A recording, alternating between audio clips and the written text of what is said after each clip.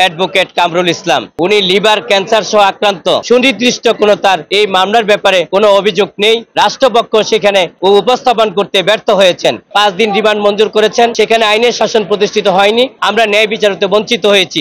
আজকে প্রাক্তন সংসদ সদস্য এবং প্রাক্তন মন্ত্রী, যিনি আইন ও প্রতিমন্ত্রীর দায়িত্ব পালন করেছিলেন এবং সর্বশেষ খাদ্য মন্ত্রণালয়ের দায়িত্ব পালন করেছিলেন, উনি আজকে এই জুডিশিয়ালটা যে শক্তিশালী করেছেন, যার ভূমিকা ছিল সেই আমাদের লার্নেড এবং সিনিয়র আইনজীবী, যিনি ঢাকা বারের সম্মানিত সদস্য, সুপ্রিম কোর্টের 12 সদস্য। আমরা বলেছি যে আজকে অ্যাডভোকেট কামরুল ইসলাম উনি একজন সিনিয়র সিটিজেন, উনি লিভার ক্যান্সার সহ আক্রান্ত, যার জন্য আমরা রিমান্ড বাতিল চেয়েছি।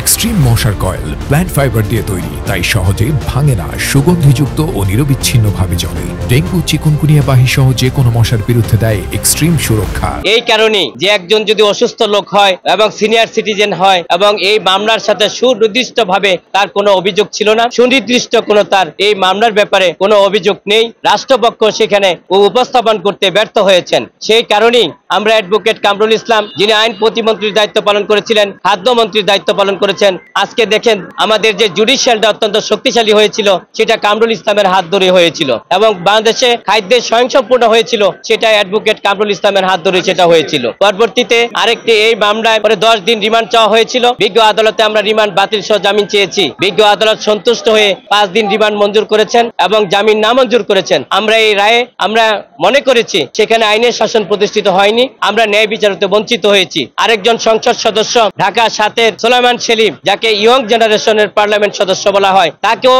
একটি শাহবাগ থানার হত্যা মামলায় তাকে শুনানি দেখানো হয়েছে। আমরা বিজ্ঞ আদালতে বলেছি এই যে মামলাগুলোতে একের পর এক শুনানি দেখানো হচ্ছে, রিমান্ডে নেওয়া হচ্ছে, গ্রেফতার দেখানো হচ্ছে, যে একই সময়ে একই স্থানে একটি পার্লামেন্ট সদস্য কিভাবে ঢাকা শহরে 10টি জায়গায় একই সময় উপস্থিত থাকতে পারেন এবং সেখানে উনি এই ঘটনার সাথে জড়িত হতে পারেন, যা সম্পূর্ণভাবে ভিত্তিহীন এবং উদ্দেশ্য প্রণোদিত। আমরা শুধু প্রাক্তন সরকারের মন্ত্রী ছিলাম, এমপি ছিলাম, সেই কারণে এই সমস্ত মামলাগুলোতে আমাদেরকে একের পর গ্রেফতার দেখানো হচ্ছে, রিমান্ড নেওয়া হচ্ছে, শুনানি দেখানো হচ্ছে, যা সম্পূর্ণভাবে আইনের সাথে সাংঘর্ষিক এবং ন্যায় বিচারের পরিপন্থী। আমাদের সংবিধানও লঙ্ঘন করা হচ্ছে বলে আমরা মনে করি।